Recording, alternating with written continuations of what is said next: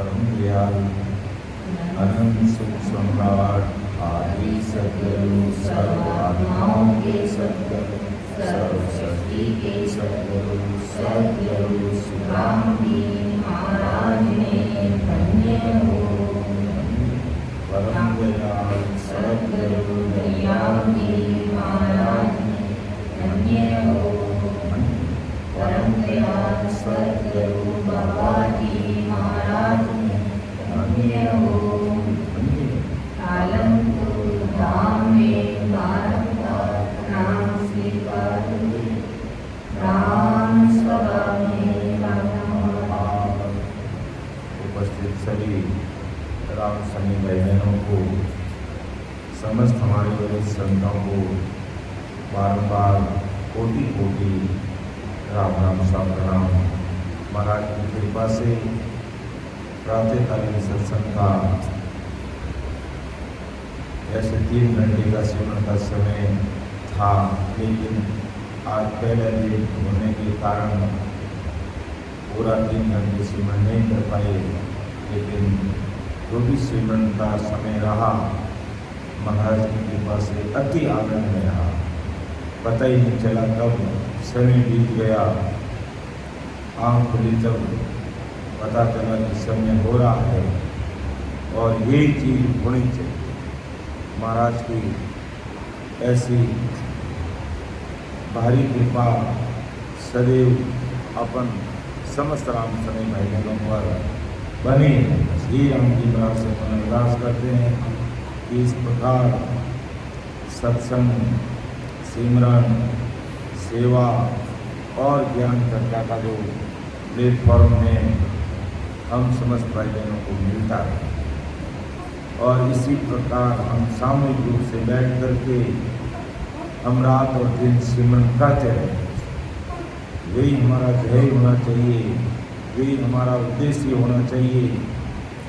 बस बाकी संसार के जितने भी कामकाज है वो हमारे प्रारब्ध अनुसार कुदरती ऐसे ही चलते रहेंगे, उसकी हमें ज़्यादा चिंता करने की जरूरत नहीं। अगर हमें चिंतन मनन किसी बात का करना है तो सत्संग का, सिमरन, सेवा और ज्ञान चर्चा का करना चाहिए।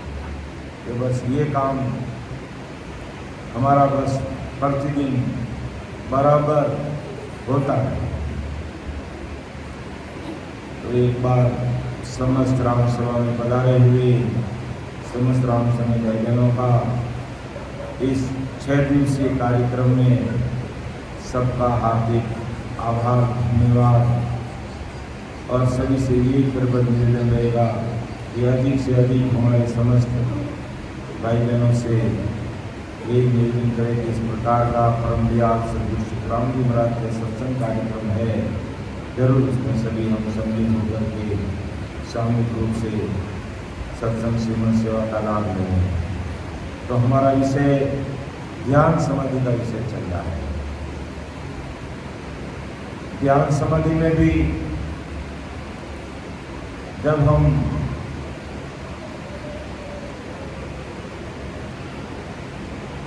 ध्यान करते करते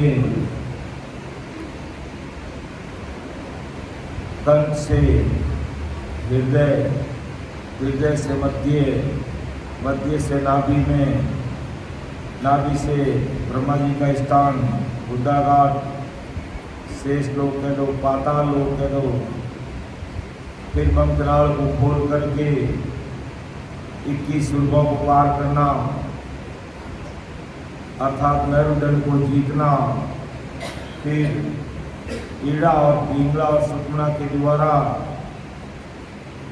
त्रिकुटी के अंदर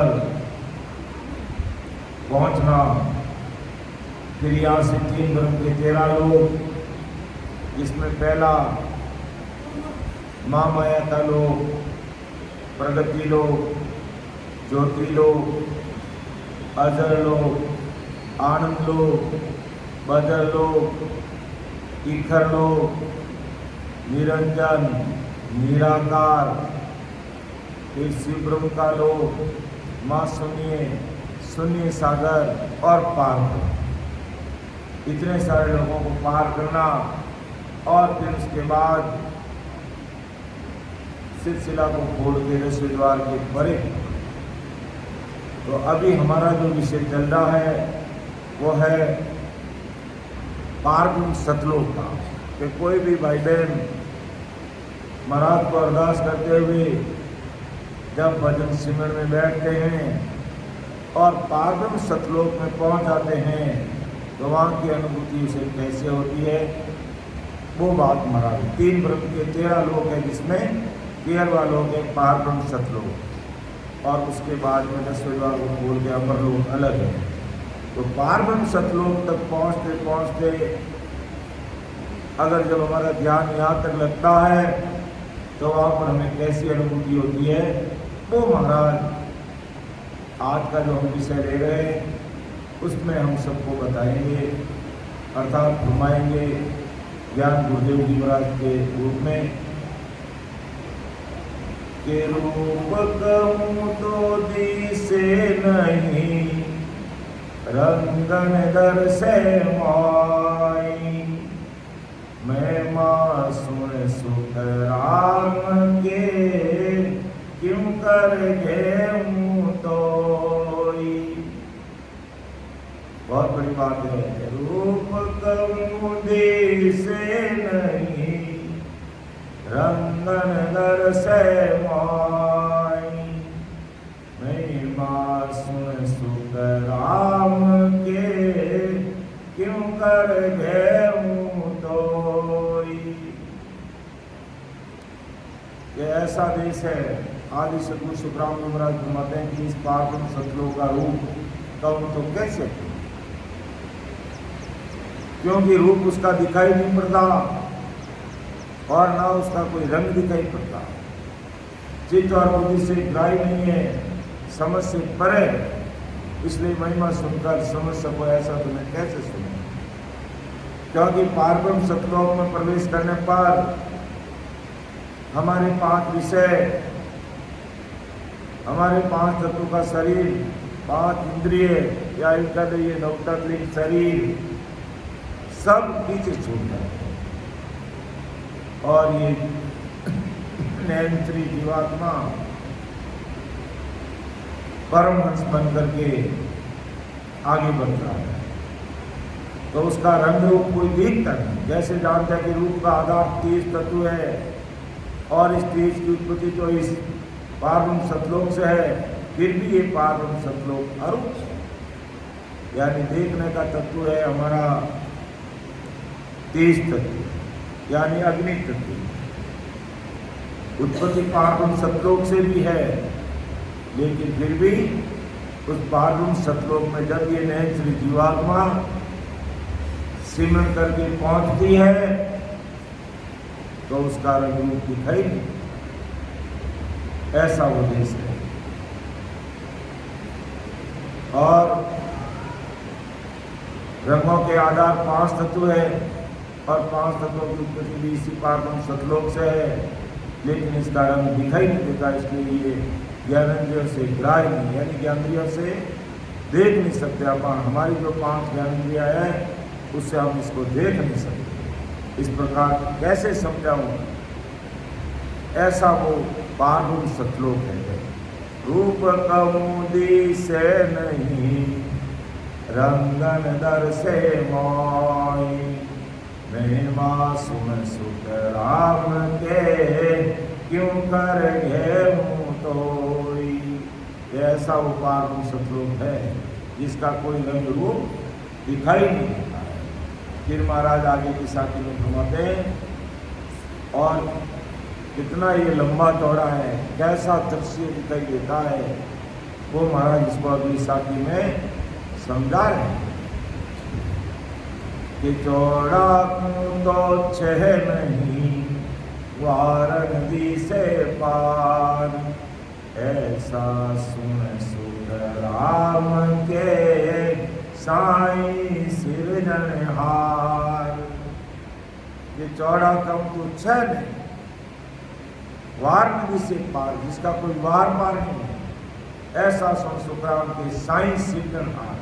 साई का मतलब यह उस सतरूप साई पावरफुल परमात्मा से नहीं, साई सिद्धनहार का मतलब वो करतार, पूर्ण काल, जो सृष्टि की रचना करने वाला है।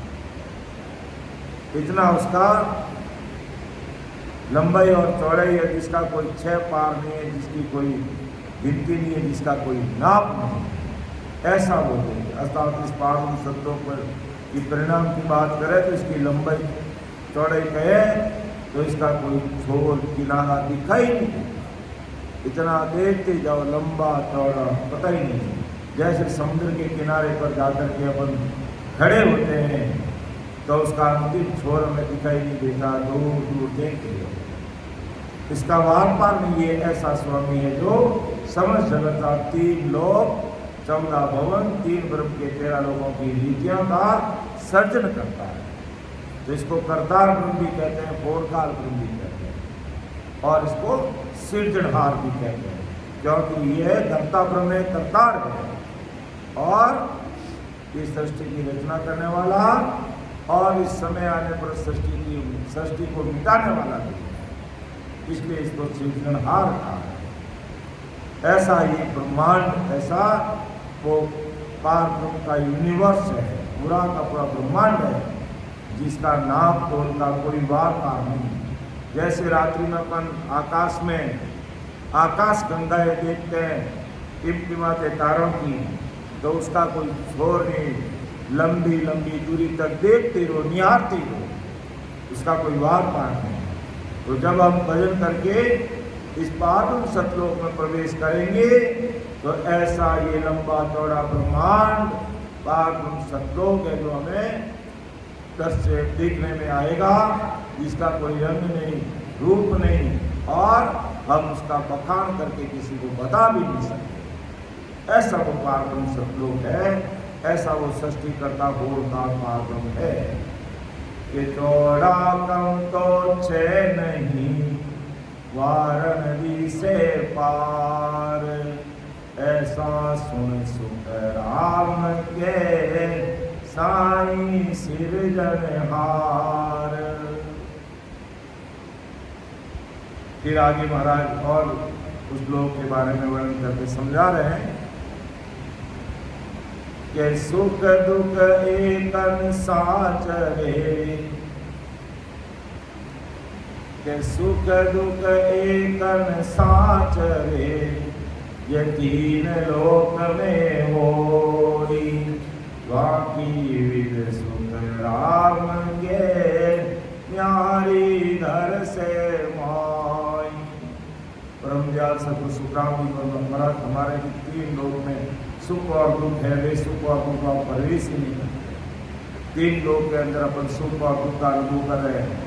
जैसा भी लाइट लग रही है और हमारे फैन चल रहे हैं तो हम सुख की अनुभूति कर रहे हैं, और अभी लाइट चल जाएगी तो हमें दुख की अनुभूति करेगी। ये 3 लोक की बात है, मत लोक की बात है। लेकिन जब हम पार्थिव सतलोक में प्रवेश कर जाएंगे तो ना पर कोई सुखों की अनुभूति है, ना कोई दुखों की अनुभूति है।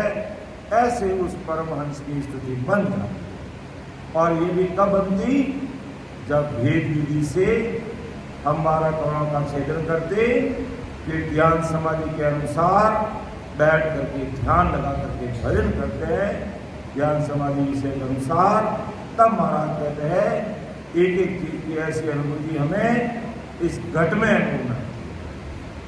और ये सारी चीज़ों का आधार स्तंभ क्या है, सत्संग, और सत्संग में भी क्या है, सिमरन, और ज्ञान में ऐसे सब वेद के विषय चाहिए, जैसे घट प्रत्यय की बात हो, सुख विलास ग्रंथ की बात हो, या ध्यान समाधि की बात हो, अलौकिक ग्रंथ के गूढ़ रहस्य की बात हो। ये बातें जब अपन सुनेंगे और सत्संग में बैठेंगे, और जब सिमरन का समय होता है, अपन 2-3 घंटे बैठ करके सिमरन करते हैं, तब जाकर के इस ध्यान समाधि विषय का अपन सुख की अनुभूति, अर्थात इनके सारे अनुभवों को अपन घट में एहसास कर सकते हैं, फील कर सकते हैं, अनुभव कर सकते हैं। तो सुख दुख एकन साच है, ये तीन लोक में होई। बाकी विद सुख राम के, न्यारी धर से मोई। कियामत लोक के सुख दुख से सभी अवगत है। मर्द लोक में कैसे सुख है कैसे दुख है ये अपन भली भांति जानते हैं। तो परमात्मा ने सुखों के लिए 5 तत्व के भंडार बनाए और यहाँ के निवासियों को सुख लेने के द्वार यानी ज्ञानेंद्रिय भी बनाई, 5 ज्ञानेंद्रिय बनाई। पहले तो परमात्मा ने 5 तत्व के भंडार बनाए और फिर 5 विषय बनाए और इन 5 विषयों को भोगने के लिए हमारे शरीर में 5 ज्ञानेंद्रिय बनाए। और वो कौन सी? आँख, कान, नाक, मुंह और त्वचा। और 5 विषय कौन से? शब्द, स्पर्श, रूप, रस और गंध। और 5 तत्व कौन से? आकाश, वायु, अग्नि, जल और पृथ्वी। ये 5 तत्व बनाए। फिर 5 तत्वों के साथ में 5 विषय बनाए और 5 विषय का सुख लेने के लिए 5 ज्ञानेंद्रियाँ, 5 इंद्रियाँ हमारे शरीर में बने। तो इन सब का अपन सुख और दुख का मुकाम लेते पार ब्रह्म सतलोक से पहले इन चीज़ों का अपन अनुभव करते। और जब पार ब्रह्म सतलोक के अंदर जब अपन प्रवेश कर जाते वहाँ पर न तो हमें सुखों की अनुभूति होगी ना कोई दुखों की। तो कर्मेंद्रियों से बच कर सुख के साधन अपन को जुटाने पड़ते हैं। यानी कर्मेंद्रियों के सुख लेने हैं तो हमें उन सुखों को जुटाने पड़ते हैं, मेहनत करनी पड़ती है। और परंतु सभी जुटाए हुए सुखों के साधन भी स्थायी नहीं रह सकते। आज स्थायी है तो कल वो स्थायी नहीं रह सकते, वो मिट सकते हैं, सदा के लिए नहीं रह सकते। या तो जुटाए हुए साधन नष्ट हो जाते या फिर शरीर ही नष्ट हो जाता है।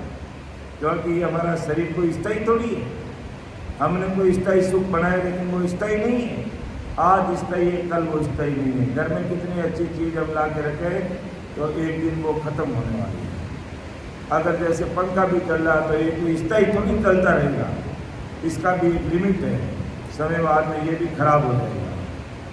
कहने का मतलब आया ही जगत के सुख है वो स्थायी नहीं है, इसलिए सभी सुख अस्थायी है। तो फिर स्थायी सुख कहाँ है? वो स्थायी सुख है अमर देश के अंदर, उस अमर लोक में सचरूप परमात्मा के देश में वो स्थायी सुख है।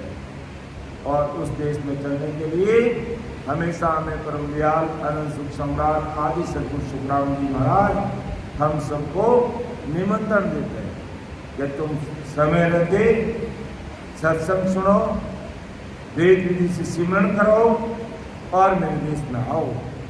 जहाँ स्थायी सुख है वहाँ मिटने वाले सुख नहीं है, हमेशा हमेशा के लिए वो स्थायी सुख है।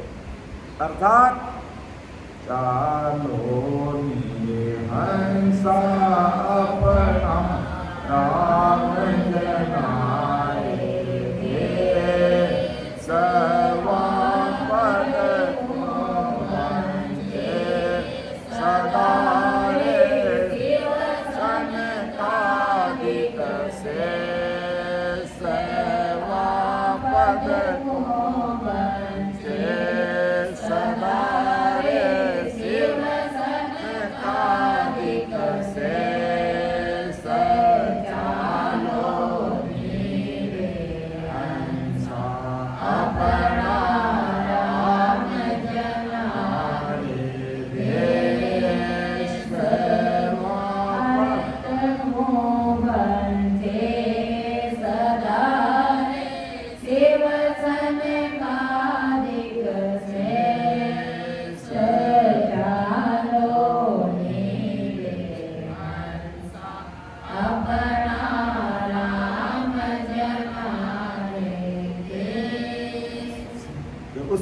चलो जहाँ वो राम जना का देश है, वहाँ पर खूब बनचेरे शिव संतादिक शेष बड़े बड़े देवी देवता अवतार भी उस पद में जाना चाहते हैं, लेकिन वो क्यों नहीं जा सकते? क्योंकि अभी उनके पास ब्रह्मांड तन नहीं है। इसलिए अगर उनको भी अमरलोक में जाना है तो इस मानव तन का है जो मानव तन को धारण करना पड़ेगा, और मानव तन धारण नहीं करेगा तो जब तक वो भी अमरलोक में नहीं जा सकते। इसलिए अपन आज मानव तन धारण किए हुए और आज महापुरुष और महापुरुषों का ज्ञान हमें सचेत कर रहे हैं, हमें उपदेश दे रहे हैं कि समय रहते तुम चेत जाओ और उस परमात्मा के देश की प्राप्ति करो जो होनकाल पार्वन से आगे है। होनकाल पार्वन में सुख दुख नहीं है, लेकिन उस देश में अगर अमर देश में पहुंचोगे तो वहां पर सुख ही सुख है, दुख मांगने पर नहीं मिलेंगे। कि जामन मरना जा नहीं रे, जाने सांसा सो, मोह माया व्यापे नहीं मारा सतगुरु जी रे दो। ऐसा वो देश है, तो उस देश में तुम चलो, वो अमर लोक है, वो सतगुरु परमात्मा का देश है कि वहाँ घर में नित नींद गेरे मुक्ता मोती, अनंत हंस कहला करे कोई सुख सागर की। ऐसा वो देश है। तो उस देश में अगर अपन जब तक नहीं पहुंचेंगे तो जीव चाहते हुए भी जुटा रहे सुख से भी निरंतर सुख के नहीं देते। हमने सुख एकत्रित किए, लेकिन वो भी एक दिन खत्म होने वाला है और उन सुखों से अपन ऊब आने लग जाएगी। संसार के सुखों से भी हमें ऊब आने लग जाएगी। जैसे हमें हमेशा ही कोई एक चीज खिलाए तो अपन कितने दिन खाएंगे? आके 2 दिन खा लेंगे, 4 दिन खा लेंगे, 5 दिन खा लेंगे, उसके बाद तो हमें ऊब आएगी, भाई ये भोजन हमें नहीं चाहिए, हमें भले कोई दूसरा सिंपल भोजन देती। लेकिन एक मिठाई अगर हमें खिलाएंगे तो हम उसको खा नहीं सकते। तो वही बात है कि संसार के मायावी जगत के इस मर्त्य लोक के जो सुख है उनसे आखिर हमें ऊब आने लगता है, आखिर हमें ऊब आ जाती है, हम उन सुखों से दाब जाते हैं। लेकिन अमर लोक के जो सुख ऐसे हैं वहाँ हम कभी ऊबते नहीं है, सदा ही आनंद बरसता है। भगवंता ने धन्य हो धन्य, ऐसा वो देश है और ऐसे वहाँ के सुख है। तो सुख दुख कन साचरे ये 3 लोक में होई, वाकी विद सुख राम के यारी घर से मोई।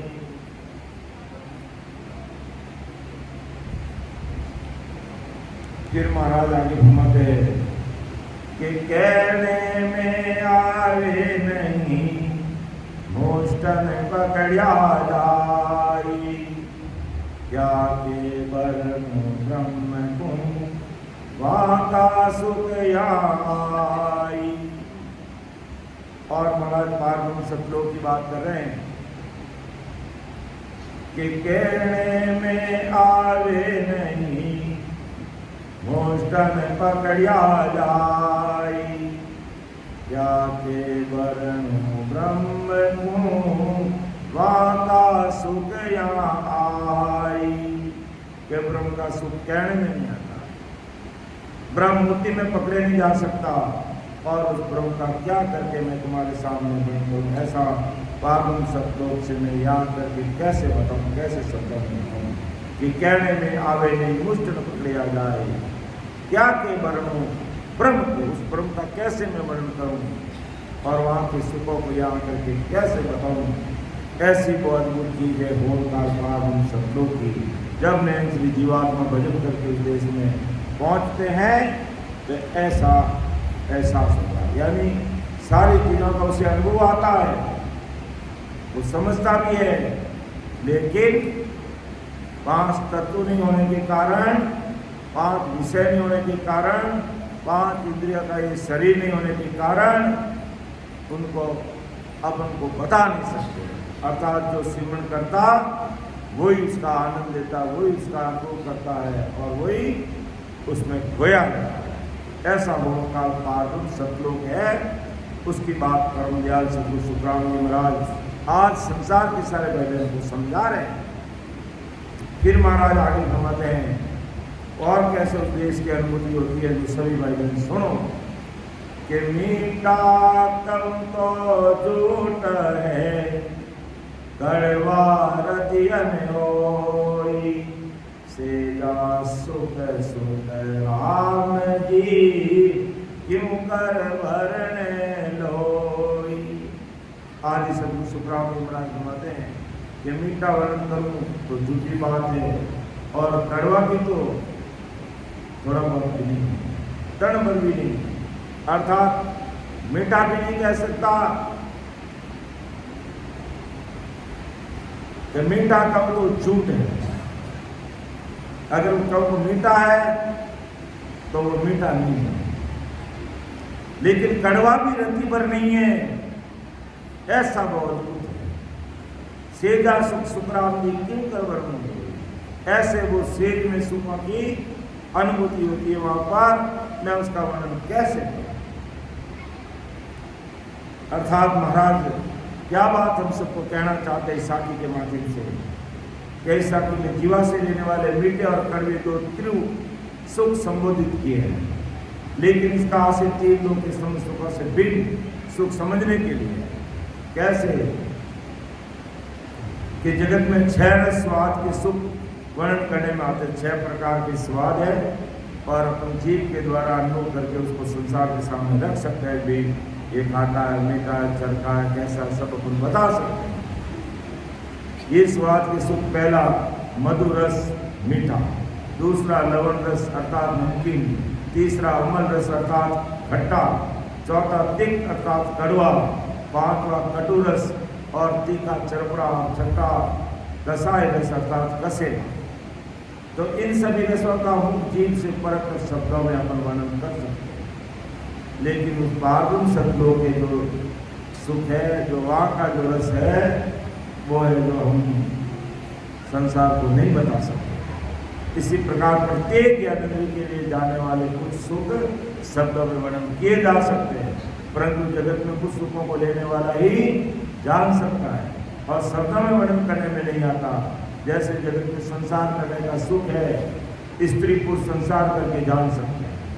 अब वो सुख कैसा है अपन उसको शब्दों में बखान नहीं कर सकते। इसी प्रकार भूमकाल पार सतलोक में जाकर के वहाँ की अनुभूति वो जाने वाला नेत्री हंस वही ले सकता है, वही जानता है और दूसरे शब्दों में कह नहीं सकता। जैसे संसार का स्त्री पुरुष का जो सुख है, तो वो स्त्री पुरुष जो सुख लेने वाले हैं वही जानते हैं, लेकिन जानते वो कैसा सुख है उसका बखान नहीं कर सकते। जैसे और भी कई उदाहरण दिए महाराज ने, जैसे पुष्प है तो उसकी सुगंध अपन कह सकते हैं भाई कि ये गुलाब की सुगंध है या मोगरे की सुगंध है, चमेली की सुगंध है, ऐसे तो अपन बता सकते हैं, लेकिन वो सुगंध है कैसी वो अपन शब्दों में बखान नहीं कर सकते। तो इसी प्रकार पूर्णकाल पागम के अंदर जाते हैं तो वहाँ के रस लेता है, लेकिन वो रसों का स्वाद कैसा है बता नहीं सकता, वो अपना आप वही जानता है, लेकिन उसका वर्णन नहीं कर सकते। वैसे इस पारब्रह्म सतलोक में अकेला हंस ब्रह्म ही वहाँ की रीति, अकेला हंस ब्रह्म इस वहाँ की रीति को जानता है और वहाँ के सुख ले सकता है, लेकिन शब्दों में वो सुख को का वर्णन नहीं करता। फिर महाराज आगे घुमाते हैं कि गिरत साल सुख सेज का एक दिष्ट में होई, वहाँ का सुख सुख राम के उद उद घर से माई। कि गिरत साल सुख सेज का एक दिष्ट में होई, वहाँ का सुख सुख राम के उद उद घर से माई। अभी हमने देखा कि संसार की जो से 7 स्वाद होते हैं, मीठा, नमकीन, खट्टा, कड़वा, तीखा, चरपरा, रसे। ऐसे 7 स्वाद देते हैं, प्रकट हैं, वर्णन भी कर देते हैं, जो दूसरों को अनुमानित समझ में आ जाते हैं कि भी अलग अलग प्रकार के स्वाद है, रस है।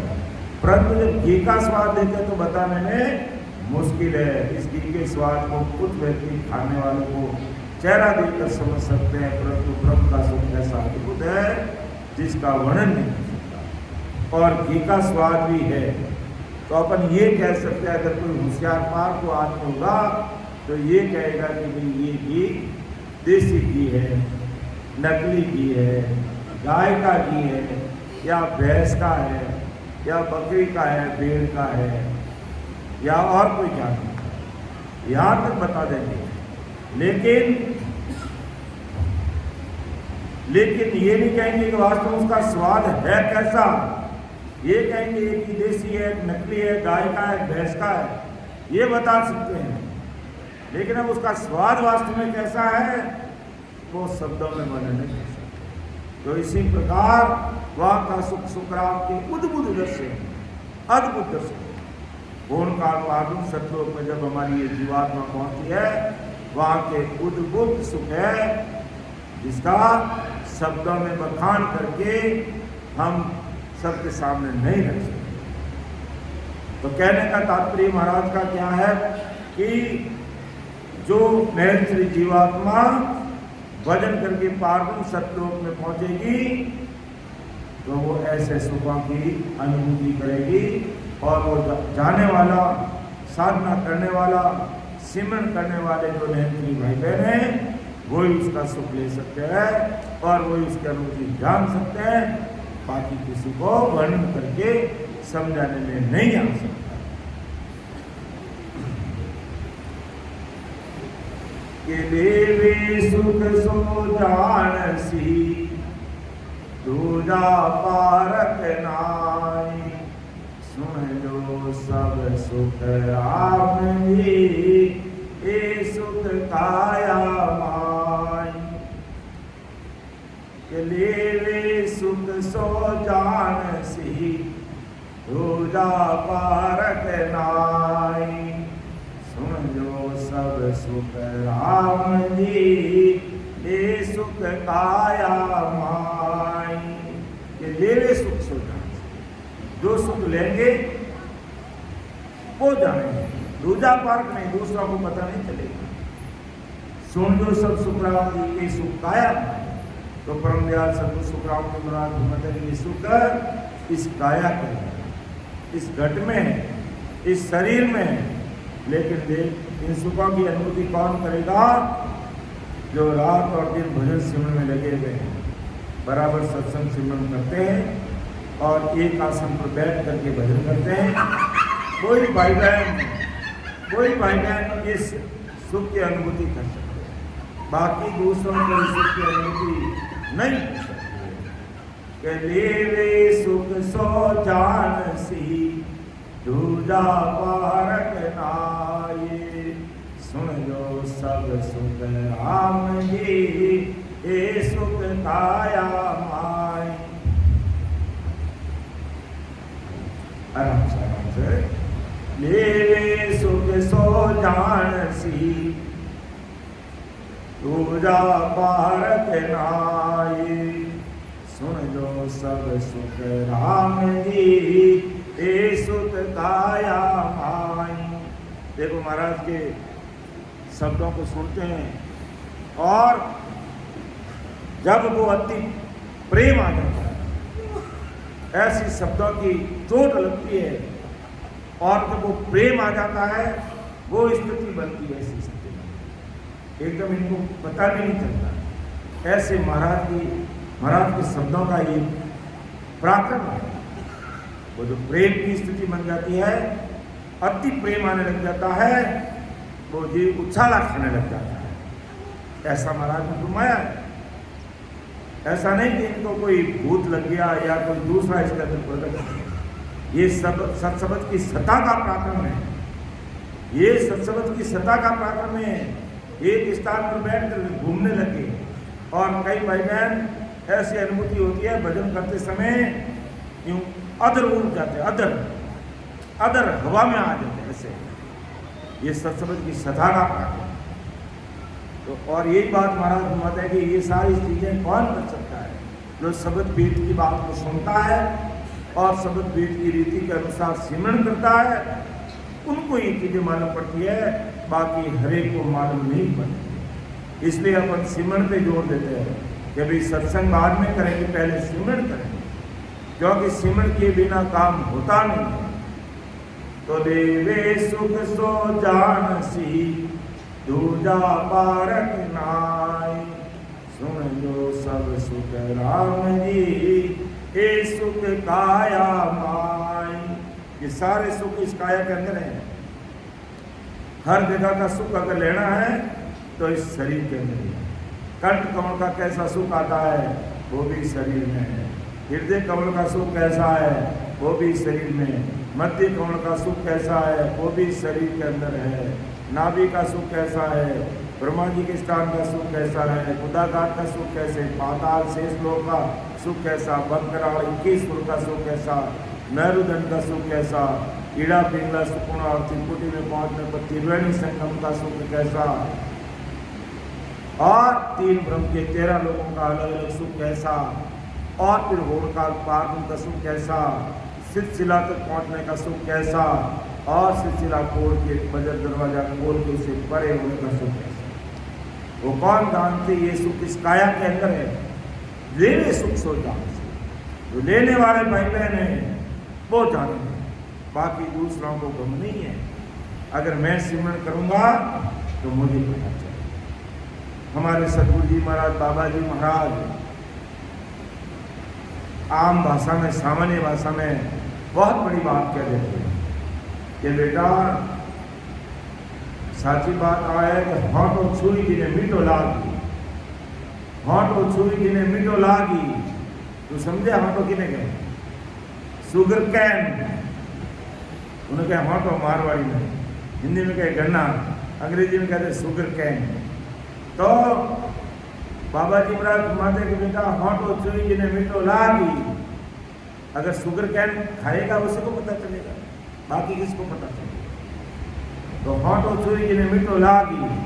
और वही बात महाराज ब्रह्मदयाल सतगुरु सुखराम जी महाराज फरमाते के लेवे सुख सो जानसी दूजा पारक नाई, सुन जो सब सुख राम जी ए सुख काया माई। ये सारे सुखों की स्थान स्थान के अनुभूति के सुख इस काया में, इस शरीर में होते हैं।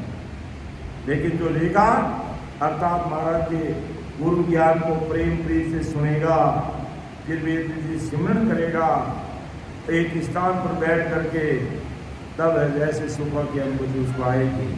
ये बात महाराज आज संसार के सारे भाई बहनों को महाराज ब्रह्मदयाल सतगुरु सुखराम जी महाराज समझा रहे हैं। फिर आगे महाराज फरमाते हैं कि कैसी अनुभूति आती है ओंकार प्रारंभ श्लोक में।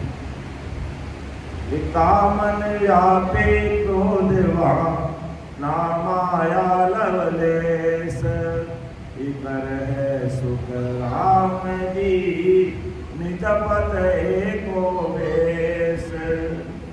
ओंकार प्रारंभ श्लोक में कौन नई स्थिति बताते हैं कि कैसी स्थिति बन जाती है कि कामन व्यापे क्रोध वहाँ ना माया लवलेश, इकर है सुख राम जी नितपत एको वास। क्या उस पार सतलोक में काम, क्रोध, लोभ, मोह, मत्सर इत्यादि नहीं पहुंचते, ये सभी पहले छूट जाते हैं। अर्थात सर्टिफिकेट पार्वत देश की बारी के पहले ही रह जाते हैं, उससे पहले ही।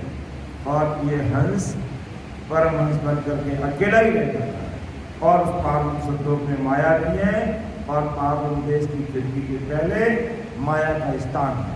यानी 3 ब्रह्म के 13 लोकों में पारवा लोक है, शून्य सागर, वहां तक माया का लेस रहता है। और जब पारब्रह्म सतलोक की खिड़की में प्रवेश कर लेते तो ये ना तो कोई काम रहता, ना कोई क्रोध, ना कोई मोह मत्सर, कुछ भी नहीं रहता।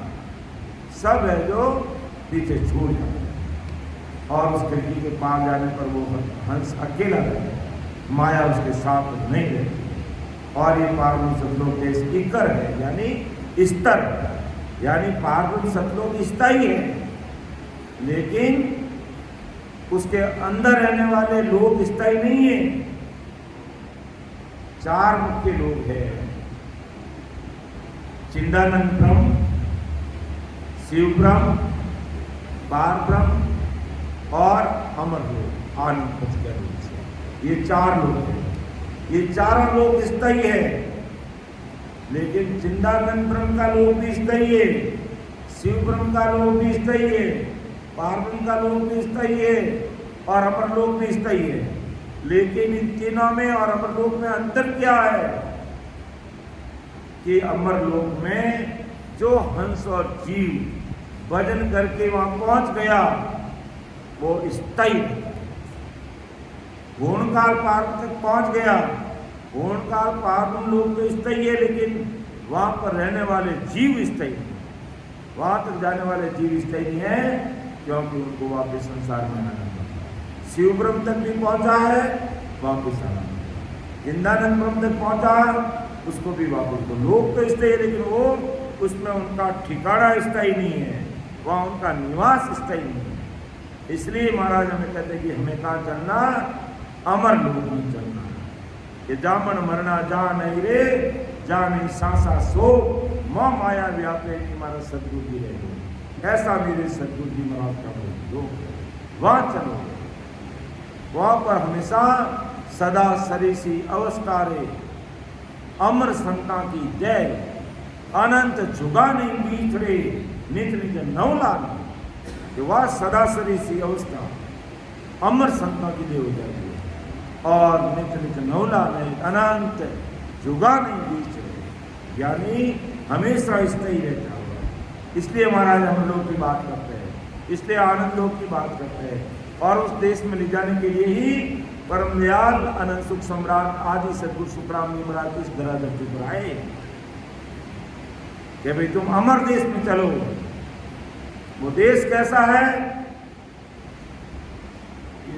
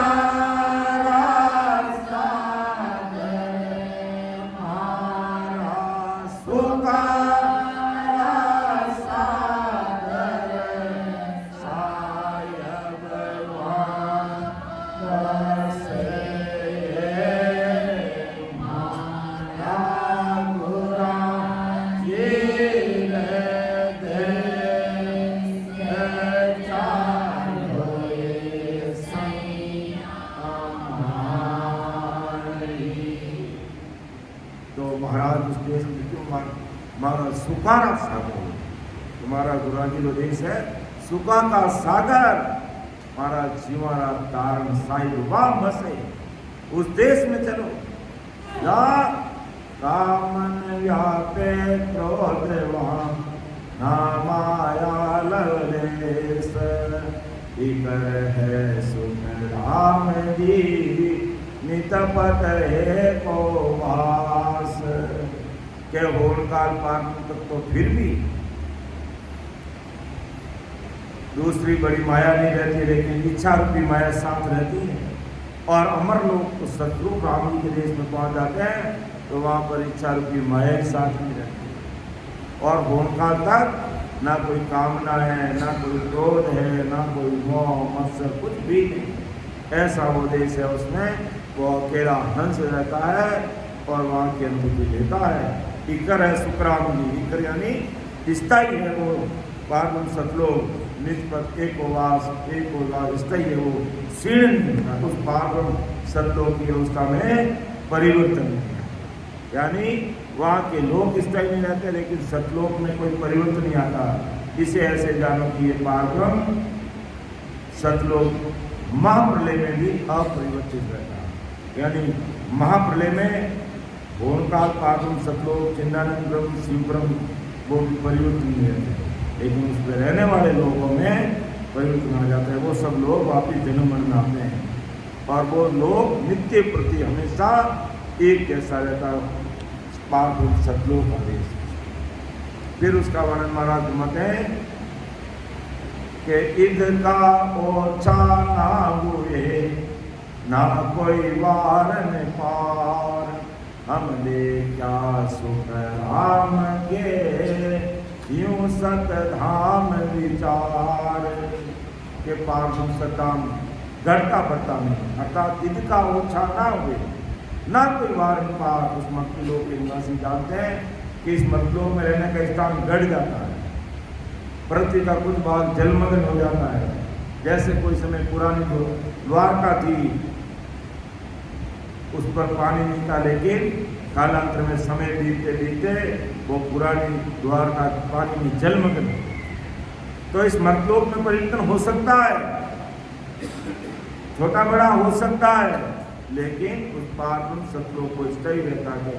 ईद का ओछा ना हुए ना कोई वार न पार, हम दे क्या सुख राम ये यूं सत धाम विचार। तो जब समुद्र के बीच में कोई टापू जल से बाहर आ जाता, इस मतलोक में नदियाँ पहाड़ों पर्वतों इत्यादि में भी परिवर्तन हो जाता, भूकंप आने पर ना जाने क्या क्या हो जाता है। ऐसे ही पाताल और स्वर्ग के लोग हैं जब परिवर्तन होता रहता है। तो पार्वम सतलोक के आकार का चतुर्थ की बात करें तो इसका कोई वार पार नहीं, लंबा चौड़ा जिसका कोई किला नहीं। जबकि तीनों लोगों में मृत्यु लोक पाताल और स्वर्ग के आकार और क्षेत्रफल अनेक ग्रंथों में वर्णित है। भूगोल और खगोल शास्त्री अनेक पद्धतियों से पृथ्वी तथा अन्य वहाँ के क्षेत्रफल मापते हैं, अनुमान भी लगाते हैं, लेकिन पार्वम सतलोक के आकार और क्षेत्रफल का अनुमान लगाना संभव नहीं है।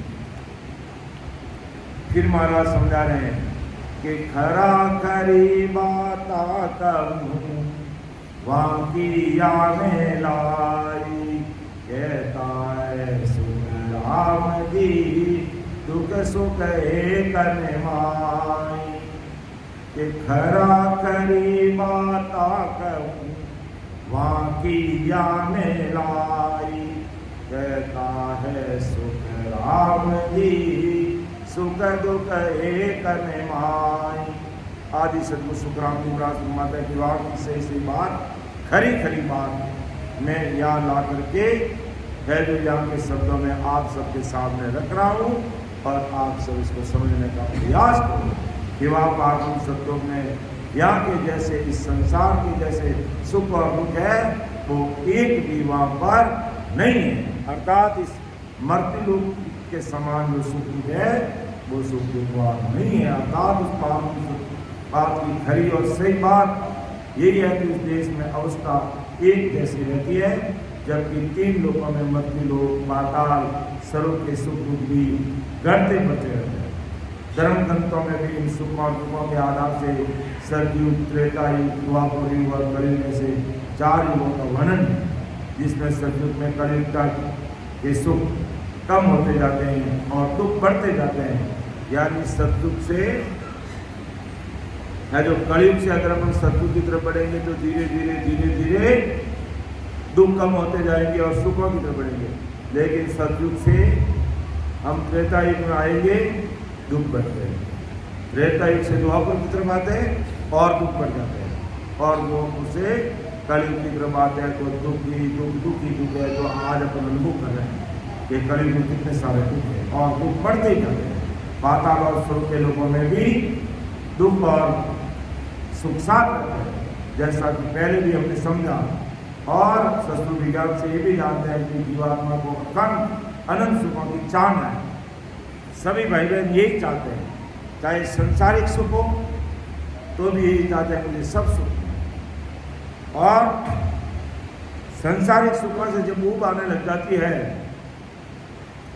तो मन में चाहत रहती है कि हम परमात्मा के देश में पहुंचे, अमर लोक के सुख है। वो ऐसे सुख है जहाँ कभी ऊबते नहीं है। वो सुख ऐसे है जो कभी खत्म नहीं होते हैं। वो सुख ऐसे हैं जितना चाहे जितना लो कभी कम नहीं। लेकिन यह संसार में आज हम सुखी है तो कौन से पल में दुखी हो जाएंगे, कोई भरोसा नहीं, कोई भरोसा नहीं। इसलिए महापुरुष कहते हैं बंदा चालो निज हिंसा अपने राम नाम देते कि सदा सदसी अवस्था अमर संतों की जय। वह सदा सदी अवस्था रहती है और अमर संतों की जय। अनंत झुका नहीं बीतरे नित नित नौला नहीं। ऐसा उस देश की विशेषता है। ऐसा उस देश में पहुंचने पर ये काया भी अमर, माया भी अमर, सारे सुख अमर और अखंडित सुख रहते, कभी खंडित होने वाले नहीं। ऐसे सुख धन्य हो, धन्य हो।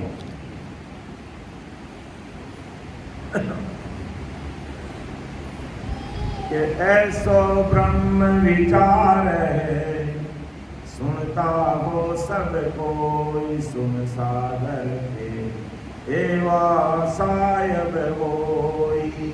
कि ऐसो ब्रह्म विचार है, सुनता हो सब कोई, सुन सागर सुन राम के एवा सायब होई।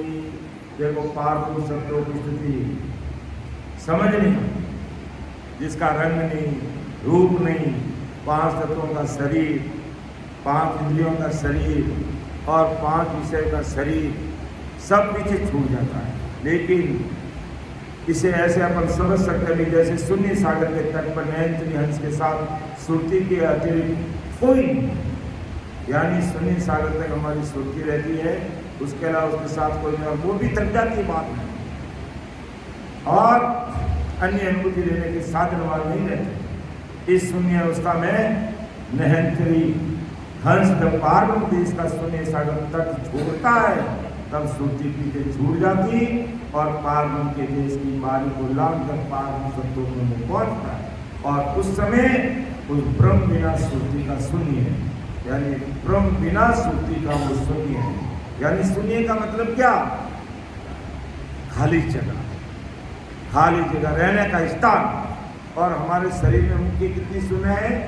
3 शून्य। एक सुखमणा की शून्य, फिर पार्वत देश का शून्य और फिर अमर लोक का परम शून्य।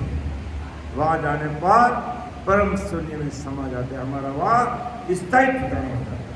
तो ठीक वैसे ही महाराज हमारे पार्वत सतलोक में शून्य स्वरूप साहिब, यानी जिसका कोई आकार नहीं, अर्थात शून्य स्वरूप करता वो पार्वत।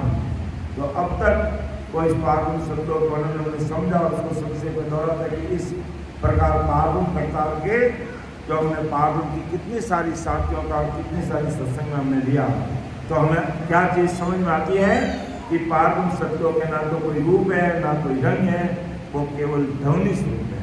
यानी वो ध्वनि आवाज अखंड ध्वनि कहता है ना, सुनाई देती है, रात और दिन सुनाई देने लगती है।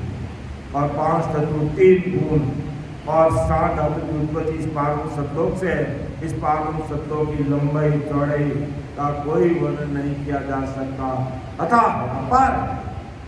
महाप्रलय में भी ये अपरिवर्तित रहता है, यानी महाप्रलय होता है तो वहाँ के लोगों का स्थायी ठिकाना नहीं रहता, लेकिन ये पारब्रह्म सतलोक, शिव ब्रह्मलोक, चिन्मयानंद ब्रह्मलोक और अमरलोक, ये सभी लोग स्थायी रहते हैं।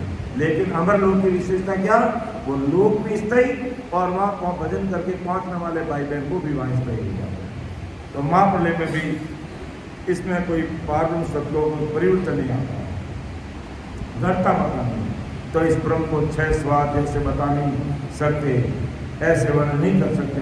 यदि जी का स्वाद बता भी दे, उससे भी इस ब्रह्म और इसका देश अद्भुत है। इस प्रकार यदि स्त्री पुरुष के संसार करने के क्षणिक सुख का वर्णन कर भी दिया जाए, तो भी शेष सुख से वो ब्रह्म और उसका देश का वर्णन अपन नहीं कर सकते। ऐसा वो अद्भुत काल पारब्रह्म सतलोक का वो देश है जिसका वर्णन नहीं किया जा सकता। इस पारब्रह्म सतलोक में नयन ब्रह्म की निंद्रा जैसी स्थिति हो जाती है, जैसे निंद्रा आ रही है ऐसे, और वास्तव में नींद नहीं आती है, निंद्रा जैसी स्थिति हो जाती है। वहाँ पहुँचते शरीर का बल पीछे छूट जाता, खिड़की के पहले की सभी अनुभूतियाँ लुप्त हो जाती, और इसका आदि स्थान, इसका लोक इस तरह पर इस लोक तक इस ब्रह्म का आवागमन नहीं मिलता। जिस प्रकार हम ब्रह्म, जिसे आत्मा या जीवात्मा से अपन संबोधित करते हैं, ये इस शून्य स्वरूप है, वैसे ही ये पारब्रह्म सतलोक शून्य स्वरूप है, और इसमें 3 लोगों का अंश शून्य स्वरूप है। वैसे ही ये पारब्रह्म सतलोक शून्य स्वरूप, इसमें 3 लोगों जैसे सुख और दुख इस लोक में नहीं है। तो जगत के समझ ज्ञानी इस पारब्रह्म सतलोक की चाह न करते हैं। संसार के भाई बहन क्या सोचते हैं कि भी हमें पारब्रह्म सतलोक तक पहुँचना, वहाँ तक की चाह न रखते, वहाँ तक की भक्तियाँ करते हैं।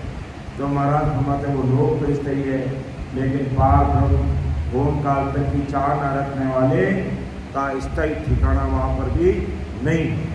और खूब सारी मेहनत करते हैं, खूब सारी करनी कर्म तपस्या जब तक करते हैं और होम काल पारब्रह्म तक पहुँच जाते हैं, लेकिन फिर भी उनको संसार में वापिस आना करके उस पद को पाने का ज्ञान तलाश करते हैं। और पारब्रह्म सतलोक की सतधाम परमात्मा परमधाम अनिल करते, ये सतधाम है, ये राम जी का देश है, जबकि वास्तव में वो सतधाम नहीं है, क्योंकि वहाँ से आने की रीति है। तो इस स्थान को कृष्ण अर्थात प्राप्त करने के 10वें द्वार को पहुँचना जानते हैं। ऐसे सभी साधक ये मानते हैं कि एक बार इस अवस्था को प्राप्त कर लिया तो फिर 5 वासनाओं के बंधन से सदा के लिए मुक्त हो जाते हैं। आदि सदगुरु सुखराम जी महाराज सभी को कहते हैं कि मैं खरी बात कहता हूँ, अर्थात सही बताता हूँ। इस देश में वह सुख तो नहीं है, जीवात्मा को जिन सुखों की आवश्यकता है उस विवेचन को अपन आगे की साथ में समझेंगे। अर्थात जीवात्मा को अखंडित सुख चाहिए, जीवात्मा को क्या चाहिए, वो अमर देश चाहिए। जीवात्मा को क्या चाहिए, आवागमन से मुक्ति चाहिए। जीवात्मा को क्या चाहिए, गर्भवास के दुख नहीं चाहिए। जीवात्मा क्या चाहती है कि मैं नरक में नहीं जाऊँ। तो इन सारे सुखों को लेना, इन दुखों से ऊपर उठना है और इनसे पीछा छुटाना है, और हमेशा हमेशा के लिए सुखों के देश में अगर हमें पहुंचना है तो हमें पारब्रह्म सतलोक से भी आगे निकलना पड़ेगा, और उससे आगे वो अमर देश है, हमें उसकी प्राप्ति करनी पड़ेगी। तब है जो हम उस देश की प्राप्ति कर सकते हैं। 1-2 साखी रही, समय भी होने जा रहा है, लेकिन मैं यहाँ तक पूरी ले लेता हूँ ताकि अपना फिर समय पीछे नहीं रहेगा।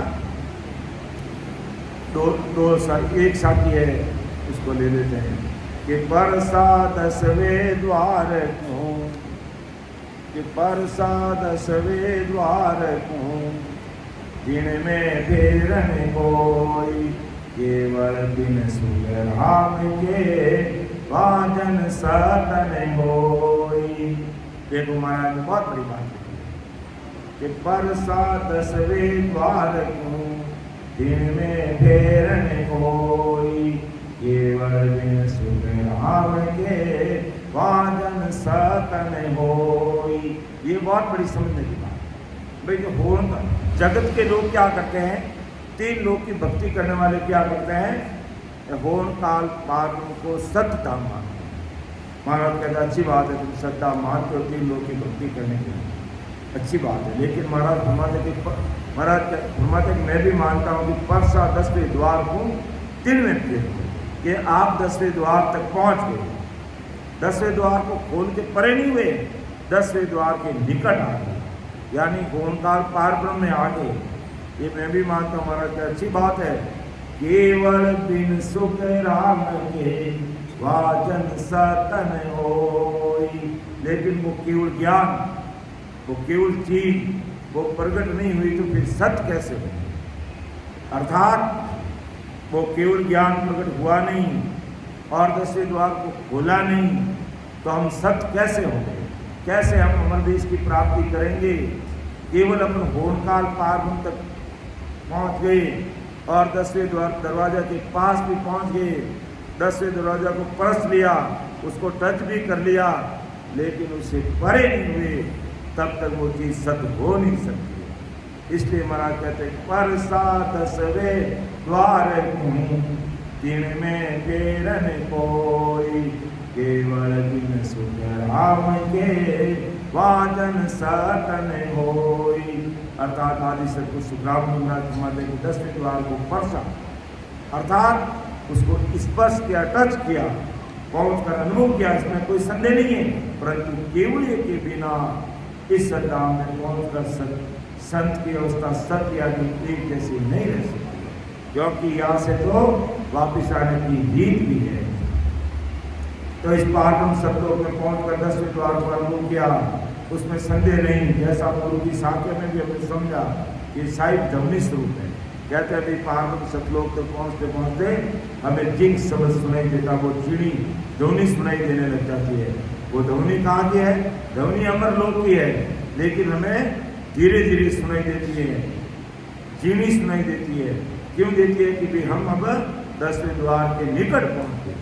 तो ध्वनि स्वरूप सतगुरु में है, लेकिन अमर लोक की स्पष्ट ध्वनि हमें कब सुनाई देगी? जब हम 10वें द्वार के परे होंगे। तो महाराज परम दयाल सतगुरु सुखराम जी महाराज कहते हैं कि अगर अपन सत्सुख ज्ञान विज्ञान से अगर जाए तो 10वां द्वार ही केवली की जगह है, फिर भी केवली प्रकट क्यों नहीं हुआ? क्योंकि केवल ज्ञान यहाँ प्रकट होता और वो पहुंच गए, परस गए और वो केवल ज्ञान प्रकट नहीं हुआ, तो इसलिए ये बात तब तक सत्य नहीं हो सकती है। इसलिए हमें क्या करना पड़ेगा? महाराज को अरदास करके रात और दिन सिमरन में लगेंगे, तब हमें ये केवल ज्ञान प्रकट होगा और 10वें द्वार के परे भी हम होंगे। तो ऐसा परम दयाल सतगुरु सुखराम जी महाराज हमें समझाते हैं। नहीं तो कैसी स्थिति रहती है कि अभी जैसे हम हैं जो हमारे घर में एक कमरे में बैठे हैं, एक कमरे में बैठे हैं, बाहर कहीं ढोल बज रहा है, तो ढोल की आवाज़ हमारे पास आएगी, लेकिन ढोल का दृश्य और वहाँ की वास्तविकता हमें पता थोड़ी है। वहाँ की वास्तविकता तो पता कब चलेगी? जब हम दरवाज़ा खोल के बाहर जाकर के उस ढोल का आनंद लेंगे, उस दृश्य के बीच में हम जाकर के खड़े होंगे, तब हमें वहाँ की स्थिति का आनंद आएगा। तो इसी प्रकार परम दयाल सतगुरु सुखराम जी महाराज माता की पूर्ण काल पारब्रह्म तक आप पहुँच गए हो, अर्थात आप अमर देश के निकट पहुँच गए हो, अर्थात आप 10वें दरवाजे के पास पहुँच गए हो। लेकिन अब वह जो जहाँ से वो आवाज़ आ रही है वहाँ का जो दृश्य है, लेकिन वो दृश्य आपको भी दिखाई नहीं दे रहा। वो दिखाई कब देगा? जब वहाँ पर आप 10वें द्वार से परे होंगे, अर्थात ढोल बाहर बज रहा है, लोग बाहर नाच रहे हैं, वो अपना आनंद अलग ले रहे हैं, और उस आनंद में हमें सम्मिलित होना है तो हमें घर का दरवाज़ा खोल के बाहर जाना पड़ेगा। तो इसी प्रकार परम दयाल सतगुरु सुखराम जी महाराज फरमाते हैं कि अगर वास्तव में हमें अमर देश के सुखों की प्राप्ति करनी है तो हमें भी ये 10वां दरवाज़ा खोल करके इससे परे होना पड़ेगा, तब जा करके हमें है जो उस देश की अनुभूति होगी। ऐसा परम दयाल अनंत सुख सम्राट आदि सतगुरु सुखराम जी महाराज इस पारब्रह्म सतलोक की 7 तक की बात हम सबके सामने रख रहे हैं। तो ये आज पारब्रह्म सतलोक तक का विषय हमारा पूर्ण, इसके बाद में फिर हम सिद्ध शिला का विषय अगली सत्संग में रहेंगे। तो सारांश में भी साथी बोलते हैं, फिर अपने पद बोलते हुए आज की सभा का समापन की तरफ अपना आगे बढ़ेंगे। कि कहबो सुनबो सीखबो आविर सैल निराग, दुर्लभ सो सुख राम के बीजम सुर की बात। वाणी कहनी सैल है या अर्दे मुख राम, दुर्लभ सो सुख राम के कहिए चौथो धाम। साख शब्द सब सैल है अणबे करते उचार, वेद अर्थ सुख राम के बिरला जानन हार। परम दयाल अनंत सुख सम्राट आदि सद्गुरु सर्व आत्माओं के सद्गुरु सर्व सृष्टि के सद्गुरु सद्गुरु सुखराम जी महाराज ने धन्य हो धन्य। बोलने में समझाने में त्रुटि रह सकती है, बहुत ही गहरा विषय है। अगर कोई मेरे से समझाने में त्रुटि रही तो आप मुझे छोटा भाई समझ करके क्षमा करना, क्योंकि महाराज का ज्ञान अथा समुद्र है जिसका कोई वार पार नहीं है। सुन जो मैं निर्दोष हूँ काट बांध जस होई, तुम्हारे बोलन भार हो क्या जानेगा कोई। परम दयाल अनंत सुख सम्राट आदि सद्गुरु सर्व आत्माओं के सद्गुरु सर्व सृष्टि के सद्गुरु सद्गुरु सुखराम जी महाराज ने धन्य हो धन्य। राम सभा में राम महाराज राम राम सबको राम राम सबको प्रणाम।